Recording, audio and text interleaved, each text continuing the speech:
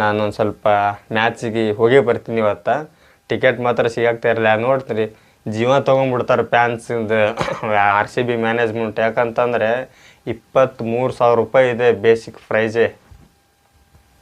ಎಲ್ಲಿ ಹೋಗೋಣ RCB ಫ್ಯಾನ್ಸ್ಗಳು? ಇದ್ದವ್ರು ಹೋಗ್ತಾರೆ, ಇಲ್ಲಾದವರು ಕೆಲವು ಪಟ್ಟ ಅಭಿಮಾನಿಗಳು ಇರ್ತಾರೆ, ಹೋಗೋಕ್ಕೆ ಆಗ್ತಾಯಿಲ್ಲ. ಉದಾಹರಣೆಗೆ ನಾನೇ ಹೋಗೋಕ್ಕಾಗ್ತಿಲ್ಲ.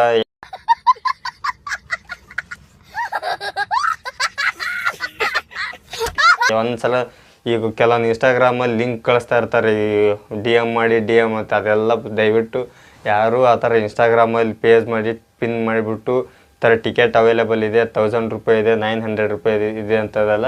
ಸೊ ದಯವಿಟ್ಟು ಅಲ್ಲಿ ಯಾರು ಪರ್ಚೇಸ್ ಮಾಡೋಕ್ಕೆ ಹೋಗ್ಬೇಡಿ. ನಿಮ್ಗೆ ಟಿಕೆಟ್ ಬೇಕು ಅಂತಂದರೆ ಒಂದು ಸ್ಟೇಡಿಯಂ ಹತ್ರ ಹೋಗಿ ತೊಗೊಳ್ಳಿ. ಇಲ್ಲಾಂತಂದರೆ RCBದೇ ಒಂದು ವೆಬ್ಸೈಟ್ ಇದೆ, ಆ ವೆಬ್ಸೈಟಲ್ಲಿ ಹೋದರೆ ಪರ್ಚೇಸ್ ಮಾಡ್ಬೋದು. ನೀವು ಈ ಥರ ನೀವು ನೋಡೋಕ್ಕೆ ಸೇಮ್ ಬುಕ್ ಮೈ ಶೋ ಅಂತೇಳಿ ಅದರಲ್ಲಿ ಸಿಗುತ್ತೆ, ಅದರಲ್ಲಿ ನೋಡ್ಬೋದು. ಬಟ್ ಇನ್ಸ್ಟಾಗ್ರಾಮಲ್ಲಿ ಬುಕ್ ಮೈ ಶೋ ಅಂತೇಳ್ಬಿಟ್ಟು ಫೇಕ್ದು ಒಂದು ಕ್ರಿಯೇಟ್ ಮಾಡಿಬಿಟ್ಟು ಅಲ್ಲಿ ಟಿಕೆಟ್ಸ್ ಅವೈಲೇಬಲ್ ನಾನು ತುಂಬ ಸಲ ಚೆಕ್ ಮಾಡಿದ್ದೀನಿ. ಚೆಕ್ ಮಾಡಿಬಿಟ್ಟು ಹೇಳುತ್ತೇನೆ, ಯಾಕಂದರೆ ಅದರಲ್ಲಿ ಪ್ರೈಸ್ ಕಡಿಮೆ ತೋರಿಸ್ತದೆ, 1000 ರೂಪೀಸ್. ಸೊ ಅದೇನಂತಂದರೆ ನೀವು ಅಮೌಂಟ್ ಪೇ ಮಾಡ್ತಾರಲ್ಲ, ಪೇಮೆಂಟ್ ಆದಮೇಲೆ ಅದು ಯಾವುದೇ ಕಾರಣಕ್ಕೂ ನಿಮಗೆ ಟಿಕೆಟ್ ಜನ್ರೇಟ್ ಆಗೋಲ್ಲ, QR ಕೋಡ್ ಟಿಕೆಟ್ ಜನ್ರೇಟ್ ಆಗೋದೇ ಇಲ್ಲ. ಸೊ ಅದೇನಾಗುತ್ತೆ, ಫ್ರಾಡ್ ಆಗೋ ಚಾನ್ಸಸ್ ಇರುತ್ತೆ. ದಯವಿಟ್ಟು ಟಿಕೆಟ್ ಯಾರೇ ಪರ್ಚೇಸ್ ಮಾಡೋರಿದ್ದ ನೀವು ಮ್ಯಾಚ್ ನೋಡಲೇಬೇಕು, ಎಷ್ಟೇ ಖರ್ಚಾಗಲಿ ಮ್ಯಾಚ್ ನೋಡಲೇಬೇಕು ಅಂತಂದರೆ ಒಂದು RCBದೇ ಒಂದು ವೆಬ್ಸೈಟ್ ಇದೆ, ಅದರಲ್ಲಿ ಹೋಗ್ಬಿಟ್ಟು ಪರ್ಚೇಸ್ ಮಾಡಿರಿ. ಇಲ್ಲ ಅಂತಂದರೆ ಸೀದಾ ಡೈರೆಕ್ಟಾಗಿ ನೀವು ಸ್ಟೇಡಿಯಂ ಹತ್ರ ಹೋದ್ರೆ ಸಿಗುತ್ತೆ. ಬಟ್ ಅಷ್ಟು ಈಜಿಯಾಗಿ ಸ್ಟೇಡಿಯಂ ಹತ್ರ ಸಿಗೋದು, ಯಾಕಂದರೆ ಅಷ್ಟು ಫುಲ್ ಆಗಿಬಿಡುತ್ತೆ.